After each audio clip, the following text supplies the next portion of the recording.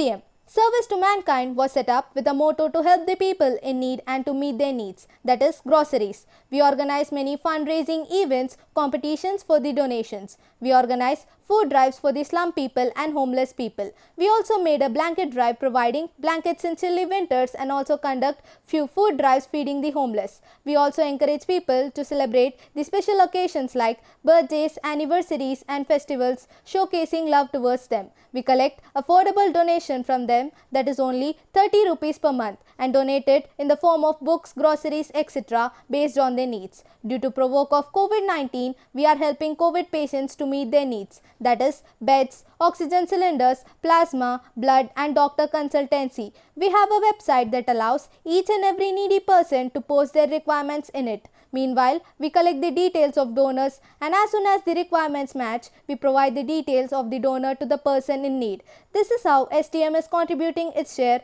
to heal India and fight COVID. People can keep their requests through #AskSTM throughout our webpage, and the volunteer will be contacting you soon. You can post your need on #AskSTM on our page, that is http://covid.stmorg.in. In this pandemic situation, COVID-19, we are in need of helping hands to handle the situation. So let's face this together. National news. Geneva calls for World Health Organization reform and steps to avert future pandemics feature high on the agenda as the UN agency kicks off its annual member state meeting on Monday. Taiwan criticized on Monday what it called World Health Organization (WHO) indifference to the health rights of Taiwan people and for capitulating to China after the island failed to get invited to a meeting of the WHO decision-making body.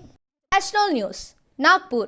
Nagpur has reported 4 cases of white fungus or candidiasis in last 2 days in COVID-19 recovered patients. While these are only the known cases of the infection, the real number could be even more. Mucormycosis, known as black fungus in common terms, is already creating havoc in central India, and now the new infection has also been detected in city. Expert doctors said that it be black or white fungus. The best way to stay away from them is sugar control. Visakhapatnam. Indian Oil unloaded a consignment of 11 ISO tanks filled with liquid medical oxygen, that is LMO, carried from Singapore by INS Jalashwa, an Indian Navy vessel at Visakhapatnam port on Sunday. Andhra Pradesh. In spite of the state government's instructions, private hospitals are not admitting patients under the Aarogyasri quota for COVID-19 treatment. A few hospitals which are giving admission to Aarogyasri beneficiaries are charging more than the prescribed fees, says sources.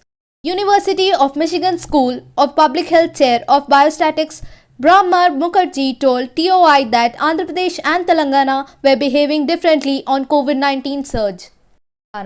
Hyderabad. The Telangana government is planning to go ahead with its intermediate board exams in tune with the Central Board of Secondary Education's plan. The Union Minister of Education, Ramesh Pokhriyal, held a national level consultation with government officials from all the states on Sunday to discuss conducting the Class 12 exams and professional courses entrance exams. Various options regarding the methodology, process, duration and timings of the exams were discussed. Visakhapatnam. The Greater Visakhapatnam Municipal Corporation (GVMC) has decided to leverage the program run by United Nations Development Programme, that is UNDP, in association with the Government of India. Hyderabad. Telangana has passed COVID-19 second wave peak based on reported numbers. According to public health biostatics experts, on the other hand, Andhra Pradesh's total positive rate (TPR) is 24% and yet to peak. Mask up, wash your hands and sanitize them regularly. If outdoors, maintain social distancing. If possible, stay at home. Together, we can make this happen.